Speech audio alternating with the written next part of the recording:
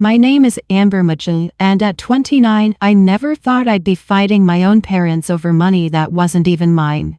That stormy night in Boston changed everything. As I raced to Massachusetts General Hospital, my heart pounded with fear about Grandpa Harold in the ICU. When I arrived, I felt momentary relief seeing my family gathered, until I noticed my parents huddled in the corner, frantically checking accounts on their phones, whispering urgently. Something felt wrong. Terribly wrong. Before I continue with my story, let me know where you're watching from in the comments below, and if this is your first time here, subscribe to hear more family betrayal stories that might just save you from the same fate. Grandpa Harold Mitchell wasn't just my grandfather. He was my rock, my mentor, and often my savior. At 85, he still maintained a sharp mind and a sharper wit, despite his body beginning to betray him in small ways. Every Sunday for as long as I could remember, I'd drive to his beautiful colonial mansion in Cambridge for dinner, sometimes bringing dessert, but always bringing stories from my week that he'd listened to with genuine interest. "Amber, my girl," he'd often say, his blue eyes twinkling beneath bushy white eyebrows, "you're the only one in this family who inherited my business sense." He'd wink, knowing full well how much that compliment meant to me, especially since my parents had always pushed me toward safer, more traditional career paths. When I decided to major in marketing instead of accounting like my father wanted, it was Grandpa Harold who stood up for me at that tense family dinner. "Let the girl follow her passion," he'd insisted, silencing my father with just a look. Later, he secretly funded my education when my parents refused, telling me, "Investments in bright minds always pay the highest dividends." That was Grandpa Harold, generous to a fault and fiercely supportive of those he loved. My parents, Stephanie and Warren Mitchell, were a different story altogether. They lived in a constant state of financial anxiety, despite their upper-middle-class lifestyle. Dad worked as a financial advisor, ironically enough, while Mom ran a boutique that barely broke even. They maintained appearances with a desperation that confused me as a child, but made perfect sense as I grew older and recognized their deep-seated resentment toward Grandpa Harold's success. The tension between them had always simmered beneath polite Sunday dinners. My father, Harold's only son, believed he deserved a larger portion of the family wealth simply by virtue of being born. "Your grandfather doesn't understand the modern economy," he'd complain after we'd leave those dinners. "He thinks everyone can just pull themselves up by their bootstraps like he did. Times are different now." What my father never acknowledged was that Grandpa Harold had built his fortune from nothing. After returning from military service, he'd worked his way through engineering school and eventually developed several technological innovations that revolutionized satellite communications. His patents had made him a millionaire many times over by the time I was born. The mansion he lived in wasn't just a home, it was a museum of his life's work and passions. Antique mechanical clocks line the hallway, their gentle ticking creating a soothing rhythm throughout the house. Valuable art adorned the walls, not chosen for investment purposes, but because each piece spoke to him personally. A first-edition book collection filled the library, alongside engineering journals containing his published articles. Everything in that house told the story of a life fully lived. My parents visited Grandpa Harold just enough to maintain appearances and what they hoped would be their place in his will. Every visit seemed to involve a subtle inventory of his possessions, with Mom's eyes lingering too long on artwork or Dad asking pointed questions about the value of certain collections. "He doesn't even appreciate these pieces properly," my mother would mutter on the drive home. "They're wasted on him."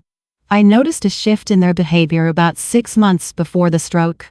Suddenly, they were visiting Grandpa Harold weekly, bringing him groceries he didn't need and offering to help with house maintenance he already had staff to handy. I found it suspicious that Grandpa seemed pleased by the attention, if a bit puzzled by it. "Your parents have finally decided I'm worth knowing in my old age," he joked during one of our private Sunday dinners. "Wonder what brought that on." I laughed it off then, but the unease lingered, especially when I began noticing small changes in his home. A silver pocket watch that usually sat on the mantel disappeared. A small painting from the upstairs hallway vanished, replaced with a similar but cheaper print. When I mentioned these observations to Grandpa, he brushed them off as him simply rearranging things or having items cleaned. The final red flag came 3 weeks before his stroke. My parents, who had been complaining about tight finances for months, suddenly drove up in a brand new Lexus. When I asked how they could afford it, Mom vaguely mentioned an investment finally paying off. Dad changed the subject immediately, asking if I'd visited Grandpa Harold lately and whether he'd been making any changes to his affairs. Their interest in his legal and financial matters had grown increasingly transparent, but I never imagined how far they would go until that night in the ICU, when everything I thought I knew about my family was turned upside down. The call came at 11:37 p.m. on a Tuesday. I remember checking the time because late-night calls always trigger that immediate rush of dread. The hospital number flashing on my screen only confirmed my worst fears. "Ms. Mitchell? This is Nurse Jasmine from Massachusetts General Hospital. Your grandfather, Harold Mitchell, has been admitted after suffering what appears to be a severe stroke. He's currently being stabilized in the ICU." The world tilted sideways as I grabbed my keys, still wearing the yoga pants and MIT sweatshirt I'd thrown on after work. The 20-minute drive to the hospital became a blur of streetlights and windshield wipers battling the beginning of what would become a historic northeastern storm. Massachusetts General's emergency entrance was blindingly bright after the dark drive. I identified myself at the reception desk, my voice sounding distant and unfamiliar to my own ears. "Family of Harold Mitchell?" A tired-looking nurse with kind eyes led me through the labyrinthine corridors. "The doctors have managed to stabilize him, but he's unconscious," she explained gently. "We've run initial tests, but the neurologist will have more information in the morning. Nothing prepares you for seeing someone you love rendered unrecognizable by illness." Grandpa Harold, always larger than life with his booming voice and commanding presence, looked shrunken beneath the hospital sheets. Tubes and wires connected him to machines that beeped and hummed, monitoring every essential function his body now struggled to perform independently. I approached his bed slowly, taking his hand, still warm, thank God, between mine. His skin felt paper-thin, blue veins visible beneath the surface. A ventilator masked half his face, breathing for him with mechanical precision. "Can he hear me?" I asked the nurse. "We believe hearing is often the last sense to go, so it's always good to talk to him," she replied. "I'll give you some privacy." I sat beside him, talking softly about nothing and everything, promising him I'd be there when he woke up, trying to ignore the voice in my head questioning if he would wake up at all. Dr. Lewis, the attending physician, came by shortly after with a carefully measured blend of honesty and hope. "Your grandfather has suffered a significant cerebral event," he explained, using a tablet to show me brain scan images I couldn't begin to interpret. "However, he's stable, which is our first concern. The next 24 to 48 hours would tell us more about potential recovery." I was still processing this information when my parents burst into the room, looking oddly frantic rather than grief-stricken. Mom immediately began questioning the doctor about prognosis and timeline, while Dad stood at the foot of the bed, eyes darting between Grandpa Harold and the monitors as if calculating something. "Has he regained consciousness at all?" Dad asked, his voice carrying an urgency that struck me as inappropriate. "Not that," Dr. Lewis replied. "As I was explaining to Amber, we'll know more in the coming days." "And his cognitive function? If, when he wakes up, will he be himself?" My mother's question came with a strange emphasis that made me look at her sharply. Dr. Lewis maintained his professional demeanor. "Brain injuries are complex. Some patients recover fully, others experience varying degrees of impairment. It's simply too early to make predictions." Shortly after the doctor left, my Aunt Kimberly arrived, having caught the first flight from Chicago. Dad's younger sister had always been closer to Grandpa Harold, sharing his intellectual curiosity and ethical backbone. The tension between her and my parents was immediately palpable. "I came as soon as I heard," she said, embracing me before approaching Grandpa's bedside. Her eyes welled with tears as she took in his condition. "Oh, Dad." While Aunt Kim spoke softly to Grandpa, my parents retreated to the corner of the room, whispering urgently, "I cough fragments, while we have the chance," and, before she realizes, my father stepped out to get coffee twice within an hour, returning without any beverages, but looking increasingly agitated. During his second absence, my mother asked me questions that, in retrospect, should have immediately set off alarms. "Did your grandfather ever mention giving you access to his accounts?" she asked, trying to sound casual. "No. Why would he?" I replied, confused by the question. "Just thinking practically. Bills will need to be paid, his house managed. Someone needs to have access." She paused, then added with forced nonchalance, "Your father and I are thinking we should check on his house tomorrow. Make sure everything's secure." When Dad returned, their strange behavior continued. He asked if I knew the code to Grandpa's home security system, claiming concern about potential break-ins during the developing storm. Later, I overheard him asking Aunt Kimberly if Grandpa had updated his will recently, a question that earned him a cold stare and curt, "Why don't you focus on his recovery instead?" As evening stretched into night, the hospital staff suggested we take turns staying with Grandpa. My parents immediately volunteered me for the first shift, claiming they needed to rest and prepare for the days ahead. The eagerness with which they left bothered me, but exhaustion was taking its toll on my ability to process their behavior critically. Aunt Kimberly squeezed my shoulder before leaving. "Call me immediately if anything changes," she said, then lowered her voice. "And Amber?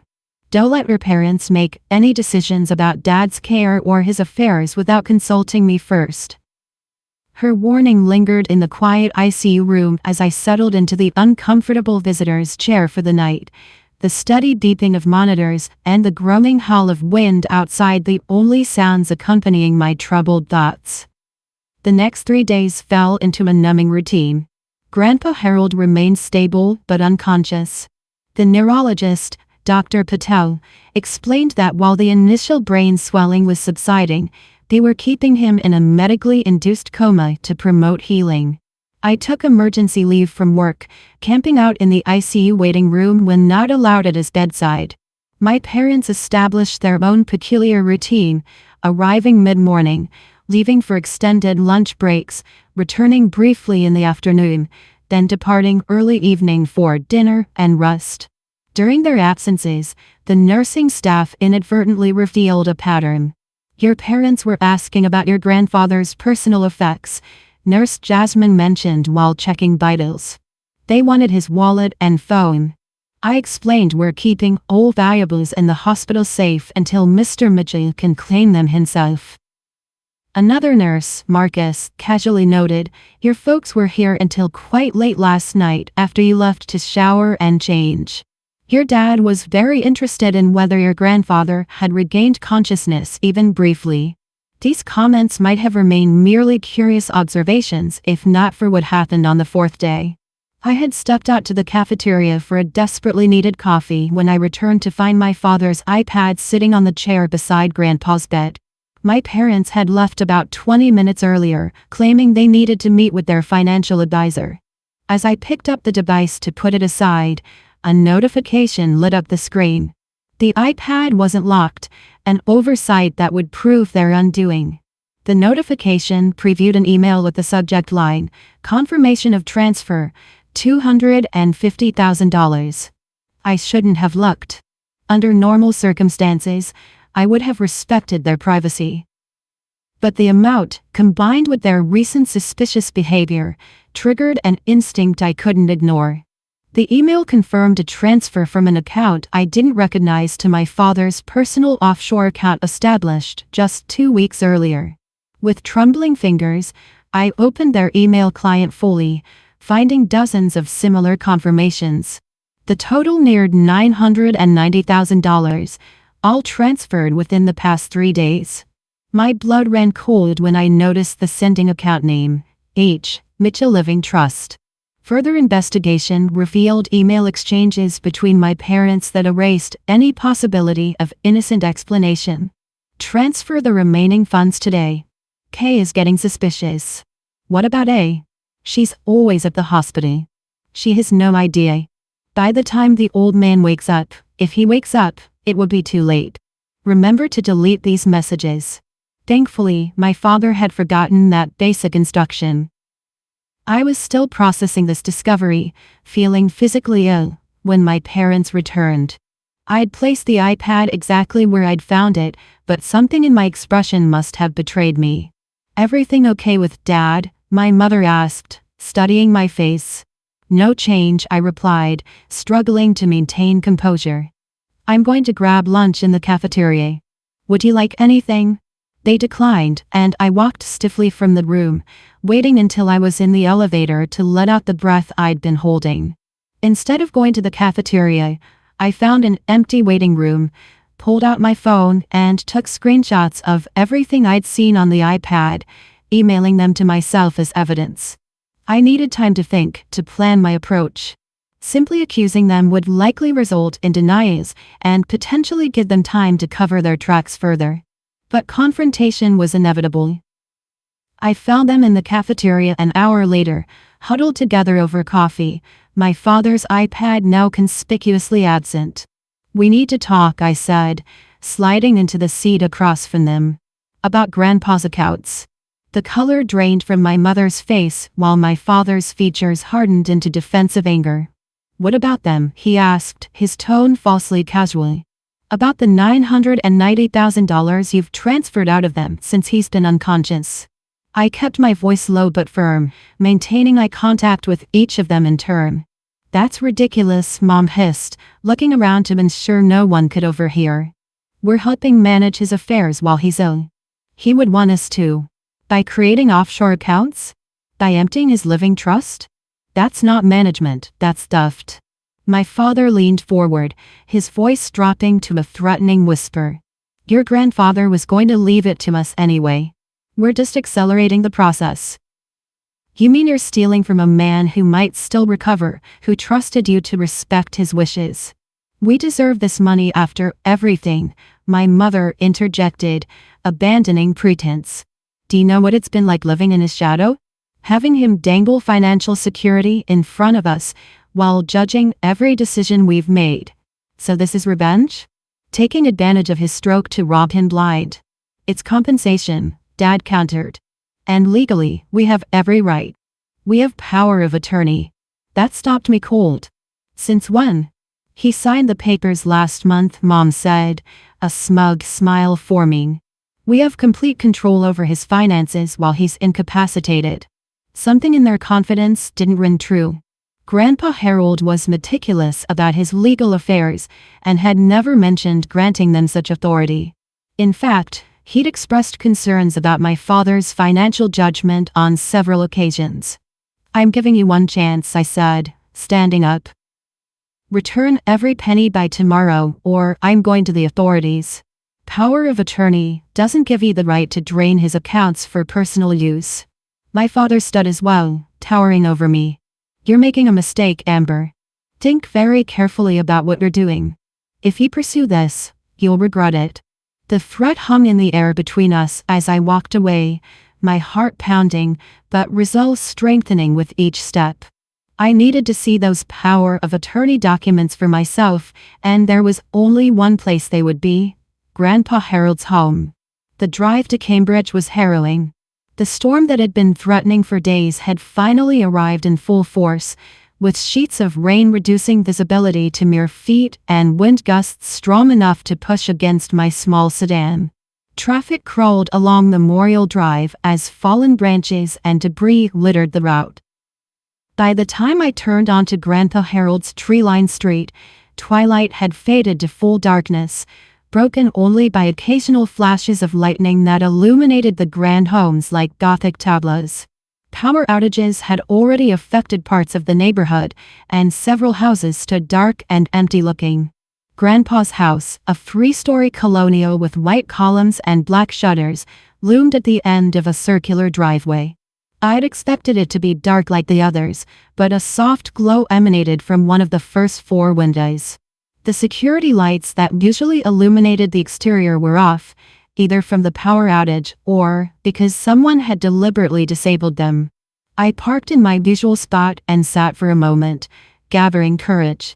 The rain drummed on the roof of my car, providing an ominous soundtrack to my racing thoughts. I had my own key. Grandpa had given it to me years ago for emergencies and weekly visits, but something told me I should proceed with caution. Pulling my raincoat hood up, I dashed to the covered porch and inserted my key into the lock. The door swung open with surprising ease, too much ease. Examining the frame more closely in the beam of my phone flashlight, I could see splintered wood near the lock. Someone had forced entry despite having access to keys. The hair on the back of my neck stood up as I stepped into the darkened foyer. The house felt different. The familiar scent of old books and grandpa's pipe tobacco now mingled with something else. The chemical smell of cleaning products, as if someone had been attempting to erase evidence. I called out hesitantly, "Hello? Is anyone here?" Only silence answered, broken by the tick-tock of the grandfather clock in the hallway, one of the few sounds that had remained constant throughout my life. The power was indeed out, but emergency lights cast a dim glow in the main hallway, part of the security system Grandpa had installed after a break-in attempt last year. Moving cautiously through the house, I noted immediate signs that something was wrong. The antique secretary desk in the hallway stood open, its contents disarrayed. In the living room, empty spaces on the walls marked where valuable paintings had hung just days earlier. The glass display case housing Grandpa's collection of rare watches now contained only half its usual treasures. But it was the state of his office that confirmed my worst fears.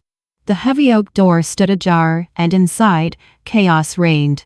Filing cabinets had been ransacked, their contents strewn across the Persian rug. The wall safe behind Grandpa's portrait hung open and empty. His computer showed signs of recent use, the screensaver disabled. Kneeling amid the scattered papers, I began gathering and organizing documents, looking for anything related to power of attorney or his will. After 30 minutes of searching, I found a leather portfolio labeled Essential Documents tucked inside a hidden compartment in his desk, a secret drawer he'd shown me years ago just in case. Inside were the answers I sought: Grandpa's actual will, updated just 6 months ago, naming me as the primary beneficiary and executor of his estate, with provisions for my parents that were generous but not excessive. Most importantly, a sticky note in Grandpa's distinctive handwriting was affixed to the medical power of attorney document, amended March 15th, removed Warren and Stephanie, designated Amber and Kimberly as co-agents. There was no financial power of attorney granting my parents any authority whatsoever. My hands shook as I took photos of each document, ensuring I had digital backup. As I carefully returned the portfolio to its hiding place, my phone rang, startling me in the quiet house. "Amber? It's Aunt Kim. I've been trying to reach you." Her voice sounded tense. "I'm at Grandpa's house. You won't believe what I found." "Listen to me carefully," she interrupted. "Your parents aren't just taking advantage of Dad's condition. They're desperate. Tyler Jameson at the bank called me. Your father's business investments have been failing for years. They're underwater on a second mortgage, and there are gambling debts, significant ones." "Gambling? Dad?" "Online day trading, sports betting, casino trips disguised as business conferences. Classic addiction patterns, all hidden from everyone. Tyler thinks they're facing potential bankruptcy if they don't come up with cash quickly." The pieces fell into place with sickening clarity. That explains why they couldn't wait for Grandpa to potentially recover. They need the money now. Exactly. Tyler's been monitoring the accounts since the suspicious transfers began. He's managed to freeze some of the larger ones, but a lot has already moved offshore. I found the real power of attorney documents. Do you have no legal right to any of this? That doesn't surprise me, but it makes what they're doing even worse. A sudden gust of wind rattled the windows, drowning out Aunt Kim's voice momentarily. When I could hear again, she was mid-sentence. Stay there. Tyler and I are trying to get through the storm. Document everything, but be careful. If they realize you know. A loud crash from downstairs cut through our conversation. I froze, listening intently.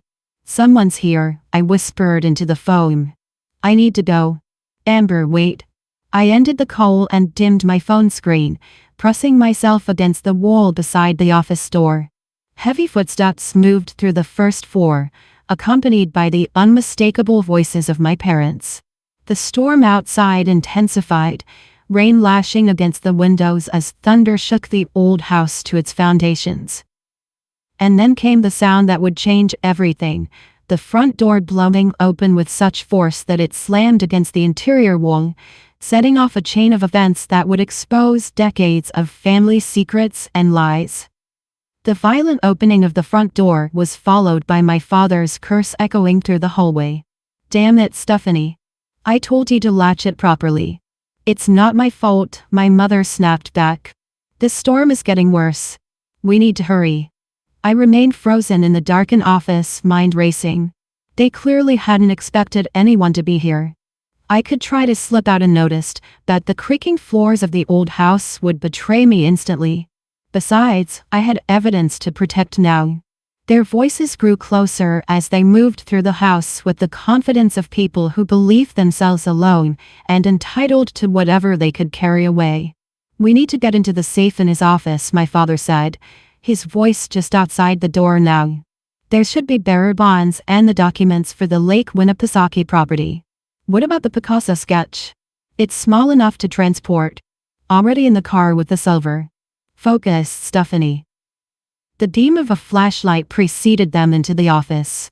I pressed myself further into the shadows behind the door, holding my breath as they entered. My father went directly to the safe, cursing again when he found it already open and empty. Someone's been here. The flashlight beam swept across the room, revealing the disorder of papers I'd been sorting through. My mother gasped. Warren, look at this, the drawers are open.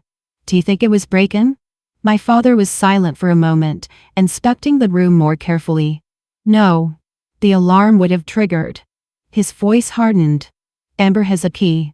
The flashlight beam stopped moving, and I knew I'd been discovered, half hidden behind the door. What are you doing here? My father's voice was dangerously quiet. I stepped forward, refusing to cower. I could ask you the same thing. Stealing from your own father while he's fighting for his life. My mother switched on a battery-powered lantern she'd brought, casting the room in harsh light that emphasized the evidence of their ransacking. You don't understand what you're talking about, she said, but her usual confidence had faltered. I understand perfectly. I saw the transfers, Mom. Almost $1 million in 3 days? And now you're here taking anything that isn't bolted down? My father stepped toward me, his face contorted with a mixture of anger and fear. This is none of your business, Amber. Your grandfather would want us to secure his valuables during his illness. Die secure? You mean sell them to cover your gambling debts? The shock on his face confirmed Aunt Kim's information. How did you? It doesn't matter. What matters is that you're stealing from him, and he lied about having power of attorney. My mother's composure cracked. We deserve this money. Do you have any idea what it's been like living in Harold's shadow all these years? The constant reminders of our financial failures while he sits in this mansion, doling out just enough to keep us dependent, but never enough to give us security. So that justifies theft? Elder abuse. We're taking what should have been ours decades ago, my father shouted, all pretense abandoned. Your grandfather built his fortune using ideas he stole from my research. Did he ever tell you that? His first patent was based on my college thesis work that he improved upon while I was still too young to protect my intellectual property. This was a narrative I'd never heard before, a desperate justification that seemed to have festered in my father's mind for years. Even if that were true, which I doubt, it doesn't give you the right to do this. We had no choice, my mother interjected. The bank is foreclosing on our house next month. Your father's investment firm is under investigation. We needed this to happen now, while Harold is incapacitated. You're talking about him like he's already dead. The realization hit me suddenly. You don't want him to recover, do you? The silence that followed was answer enough. My father moved toward Grandpa's desk where I'd left the portfolio of documents. Where is it? Where's the will?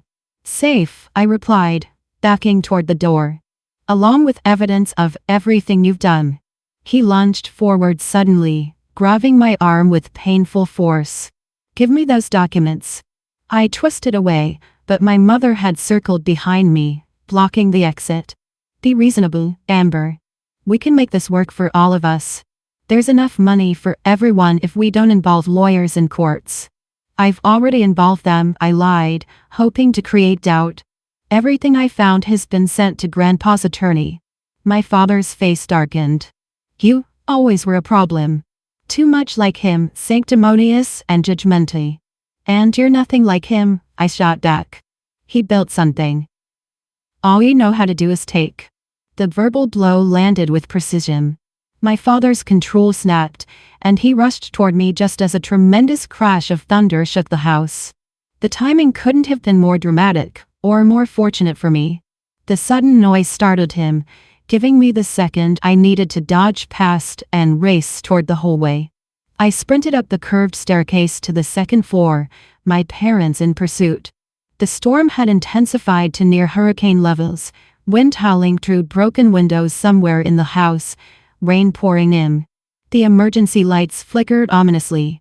Amber, stop this nonsense right now.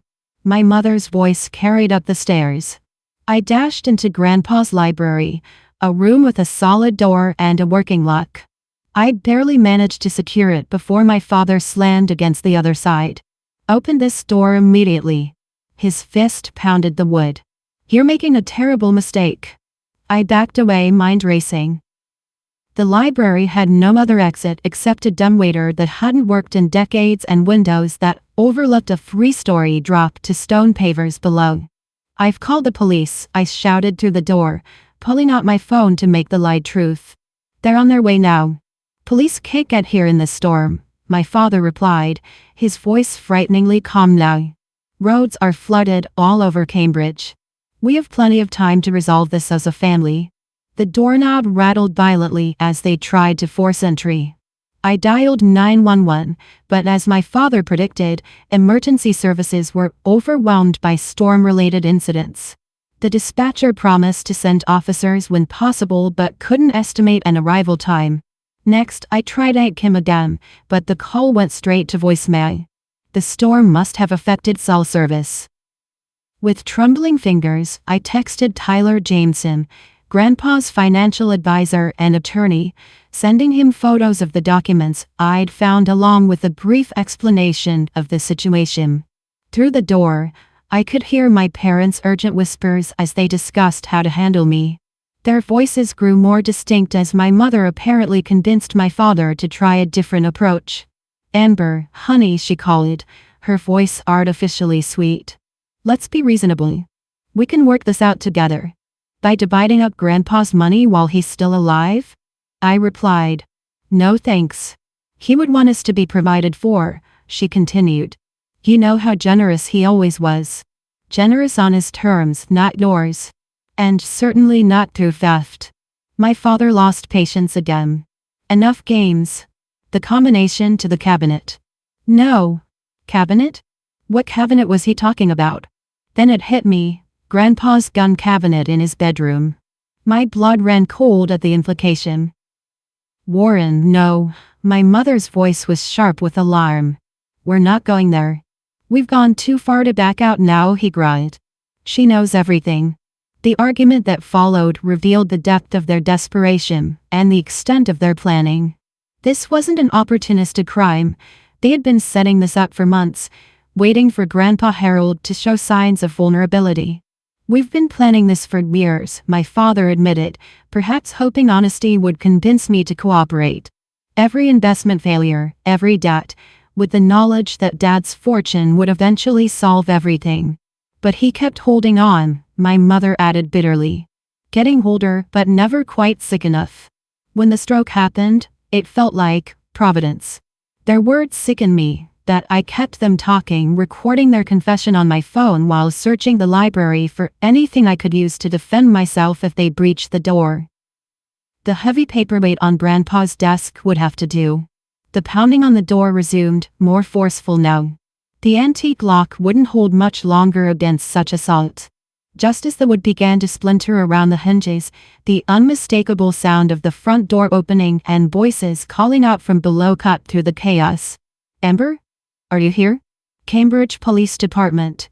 The relief that flooded through me was so intense it made my knees weak. But how had they gotten to the storm so quickly? Then I heard another voice, Tyler Jameson's distinctive baritone. "Upstairs."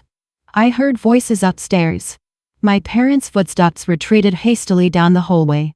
I flung open the library door and rushed to the landing in time to see two police officers confronting my parents at the bottom of the stairs, while Tyler Jameson and Aunt Kim stood in the foyer, drenched from the storm but looking grimly determined. "Officers," my father began, attempting to regain his composure. "This is a family misunderstanding. Save it, Warren," Aunt Kim cut him off.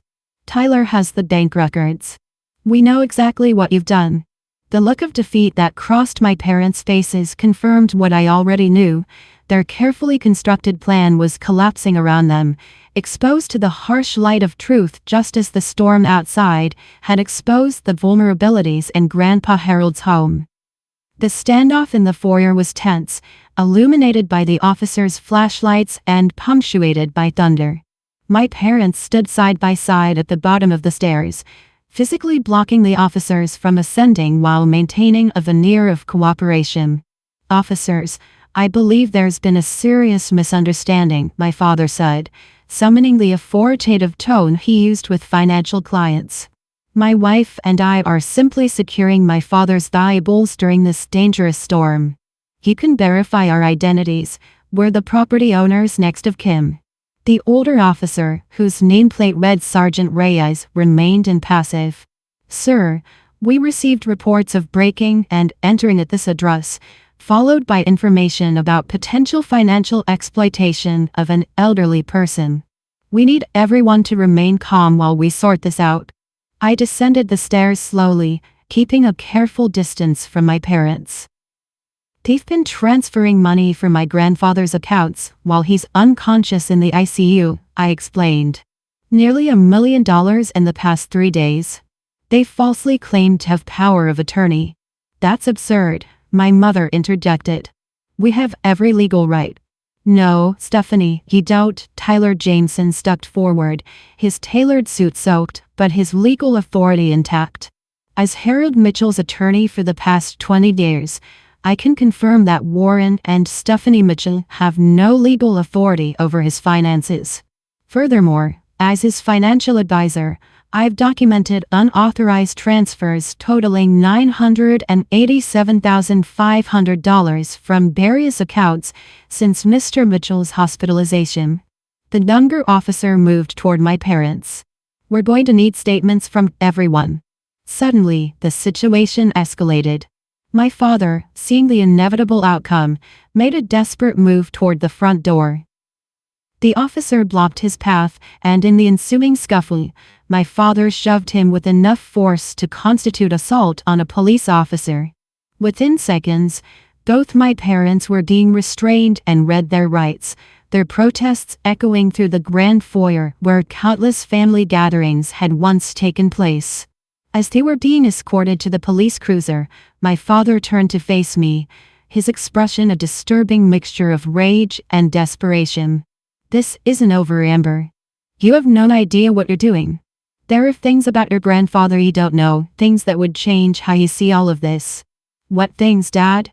"More justifications for theft.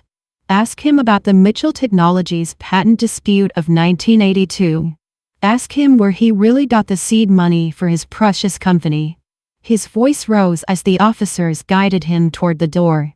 Your saint of a grandfather built his fortune on stolen ideas and family betrayal long before we ever touched a penny. The door closed behind them, muffling his final accusations. I stood frozen, wondering how much was desperate fabrication, and how much might contain kernels of uncomfortable truth. Aunt Kim approached, placing a steadying hand on my shoulder. Don't let him get to you. Warren has been rewriting history for decades to justify his resentment. Is there any truth to what he's saying? I asked. She sighed heavily. Family history is rarely black and white, Amber. Your grandfather and your father had a business disagreement early on, a legitimate intellectual property dispute that was resolved legally. Warren never accepted the court's decision and has been nursing that grievance ever since. Tyler Jameson joined us, already on his phone coordinating with bank officials. I've initiated emergency freeze orders on all remaining accounts, he reported. The offshore transfers are more complicated, but we have contacts at the Treasury Department who can help. This is exactly the kind of elder financial abuse case that gets priority attention. The logistics of the next few hours passed in a blur. Police officers documented the scene, photographing empty spaces where artwork had hung and inventorying missing items. Tyler coordinated with financial institutions while Aunt Kim made arrangements for security contractors to repair the damaged doors and windows once the storm subsided. I provided my statement, handing over recordings and photographs of the evidence I'd gathered. The process was exhausting but necessary, each step cementing the reality of my parents' betrayal and the legal consequences they would face. As the initial chaos settled, Sergeant Reyes approached me with an update. Miss Mitchell, we've secured the premises as best we can given the weather conditions. Your parents are being processed downtown, but given the severity of the storm, arraignment won't happen until roads clear. What charges are they facing? I asked, the weight of the question nearly choking me. Preliminary charges include burglary, grand larceny, financial exploitation of an elderly person, and assault on a police officer. The district attorney will make final determinations once all evidence is reviewed. The reality of my parents potentially serving prison time should have felt vindicating, but instead left me hollow. Regardless of their actions, they were still my parents. The family I'd known my entire life had been irreparably fractured in the span of a few days. As if sensing my turmoil, Aunt Kim guided me to the kitchen, the one room that still felt somewhat normal despite the evening's chaos. She put on a kettle using the gas stove that still worked despite the power outage, the simple act of making tea providing a moment of mundane comfort. Your grandfather always said you were the strongest of us all, she said quietly. Tonight proved him right. I don't feel strong, I admitted. I feel like our entire family history just imploded. Not imploded, she corrected gently. Clarified. What happened tonight wasn't the destruction of our family, it was the lancing of a wound that's been festering for decades. As we sat in the flickering candlelight, my phone rang unexpectedly. The hospital number displayed on the screen sent a shock of fear through me. Hello? This is Amber Mitchell. Dr. Patel's voice came through clearly despite the storm interference. Ms. Mitchell, I'm calling with news about your grandfather. We've been gradually reducing his sedation as the swelling subsided, and he's showing strong signs of neurological response. He's beginning to wake up. The teacup slipped from my hand, shattering on the floor as relief washed over me. He's waking up? Is he? Will he be okay? It's too early for guarantees, but his responses are extremely encouraging. His Glasgow Coma Scale score has improved significantly. If you can safely make it to the hospital, I'd recommend it. Familiar voices often help during emergence from sedation. I looked out at the storm still raging beyond the windows, then at Aunt Kim and Tyler, who had both recognized from my expression that something significant had happened. Grandpa's waking up, I told them, fresh tears, these of hope rather than despair, filling my eyes. Tyler immediately stood. My SUV has four-wheel drive. If the main roads are possible, we can get there. The journey to Massachusetts General through the storm became a metaphor for the past few days, treacherous, uncertain, but driven by unwavering purpose. Fallen trees and flooded sections forced detours, but Tyler navigated with determination, his headlights cutting through sheets of rain as Aunt Kim made calls updating the hospital of our progress. By the time we arrived, the worst of the storm had begun to subside, as if nature itself had exhausted its fury alongside our family drama. The hospital's emergency generators hummed efficiently, islands of light and warmth in a city largely gone dark. Dr. Patel met us outside the ICU, his expression cautiously optimistic. He's been responding to verbal stimuli and showed eye movement consistent with tracking. These are very good signs. Don't expect full consciousness yet, but he's definitely emerging. Grandpa Harold still looked frail against the white hospital sheets, but subtle differences were immediately apparent. The ventilator had been replaced with a less invasive oxygen cannula. His color seemed better, and as I approached, his eyelids fluttered. "Grandpa?" I said softly, taking his hand. "It's Amber." "I'm here." His fingers twitched against mine, a small movement that represented an enormous victory. His eyes opened briefly, unfocused, but unmistakably aware of light and movement. "Harold? Brother, you gave us quite a scare," Aunt Kim said, her voice breaking slightly as she joined me at his bedside. A nurse entered to check his vitals, smiling at the readings. "His numbers are improving by the hour. Your grandfather is quite the fighter." "You have no idea," I replied, thinking of the battle that had been fought in his name while he lay unconscious, a battle he was now rejoining, bringing with him the strength and clarity that had always defined him. As the nurse left, Grandpa's eyes opened again, staying open longer this time. His gaze slowly focused on my face, recognition dawning gradually but unmistakably. His lips moved, attempting to form words around the oxygen apparatus. I leaned closer. "Don't try to talk yet, Grandpa. Just rest. Everything's going to be okay." His hand tightened around mine with surprising strength, his eyes communicating what his voice could not yet express. In that moment, I knew with absolute certainty that regardless of what challenges lay ahead, his recovery, my parents' legal proceedings, unraveling the financial damage, we would face them together, with truth finally prevailing over decades of resentment and deception. The front door blowing open during the storm had done more than expose my parents' scheme. It had blown open the doors to long-buried family secrets, allowing light and truth to enter at last.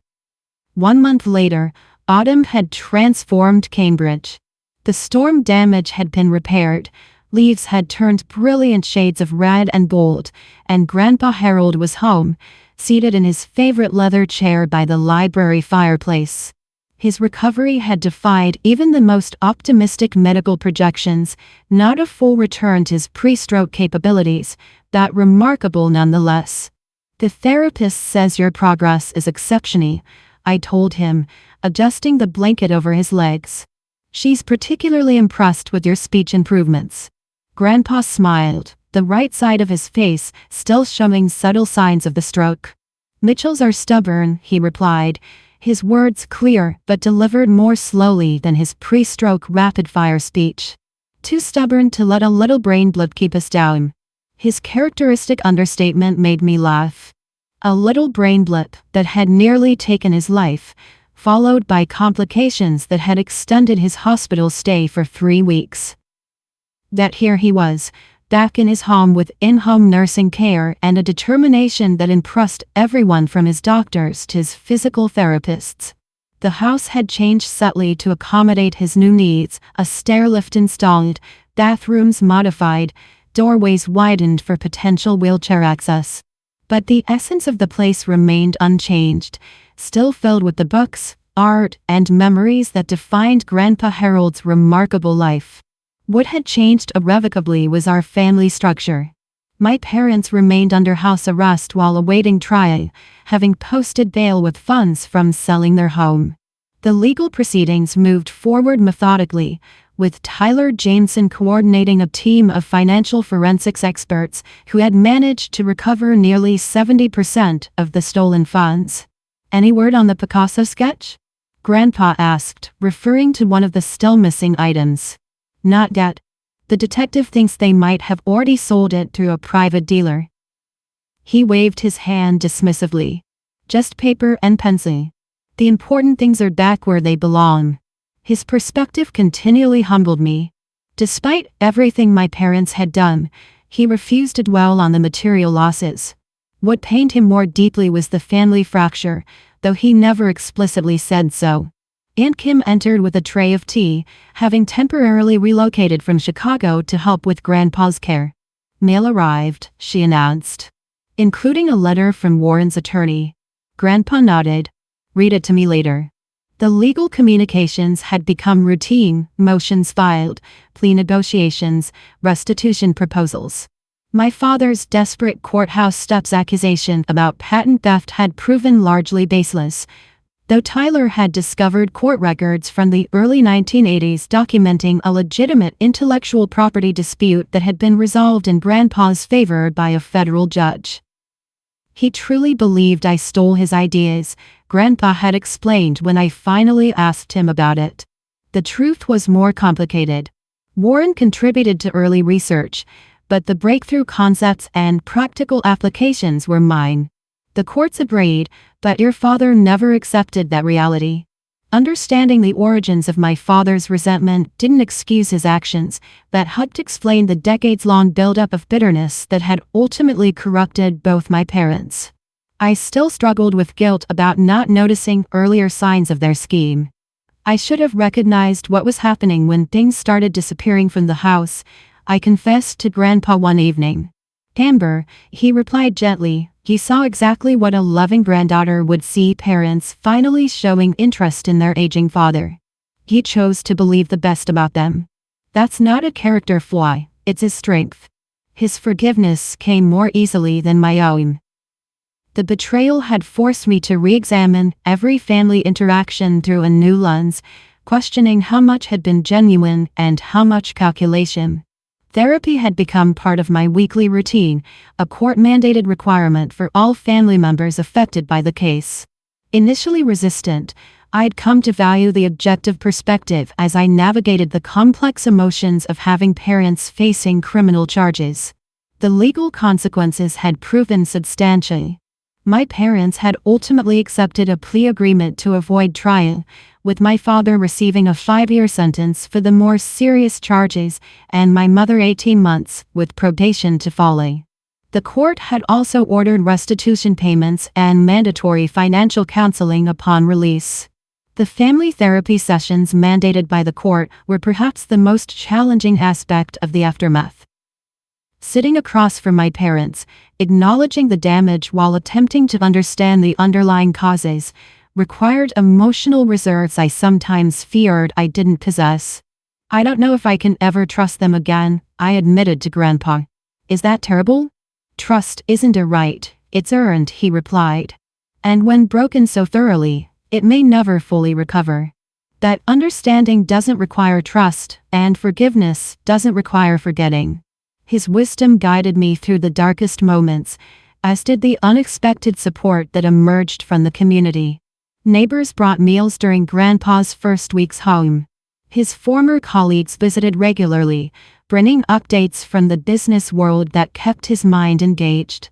Even the hospital staff had formed connections, with his favorite nurse, Jasmine, stopping by on her day off to check on his progress. The house itself had been made secure again, with a state-of-the-art security system installed after the break-in. Cameras monitored the perimeter, and a direct line to the police station provided peace of mind during Grandpa's recovery. "It feels like Fort Knox sometimes," he complained good-naturedly. "Can't even sneak a cigar on the porch without setting off some alarm." "That's the idea," I teased, grateful for his humor returning alongside his health. On this particular Sunday, we'd resumed our tradition of family dinner, though with a smaller group than before.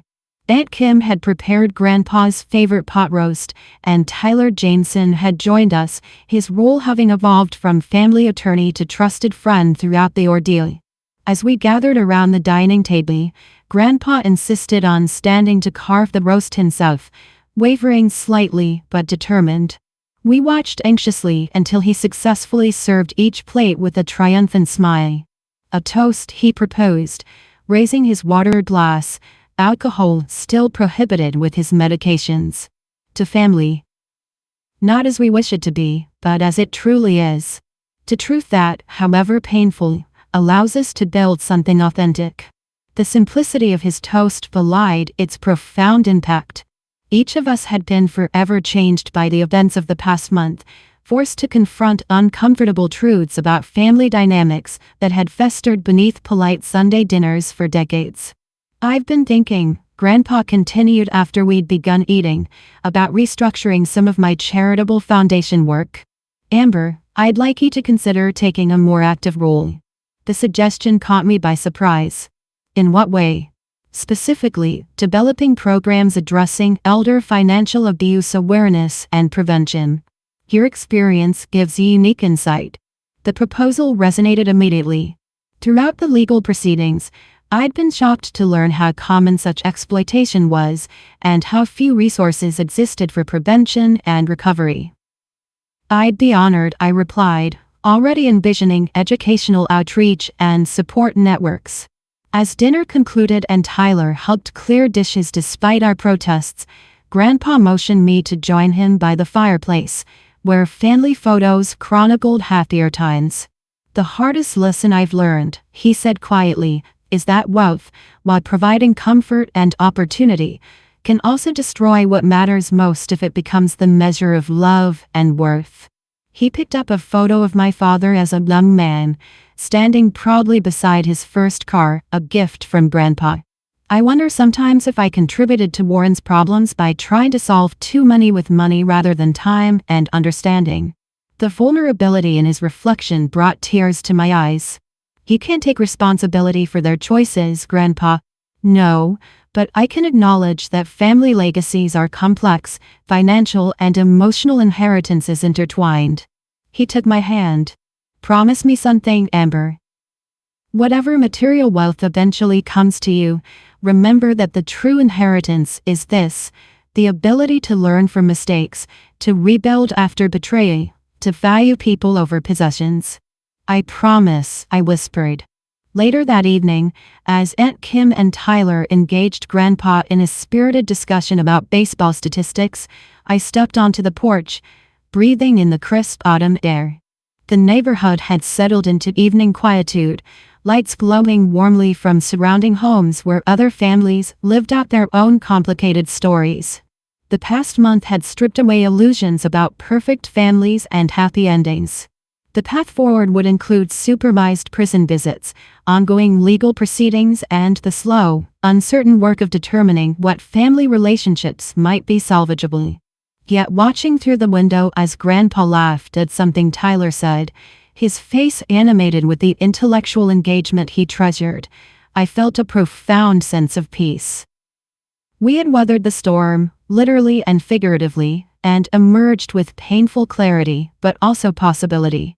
The front door that had blown open during that fateful night had led in destruction, but also truth.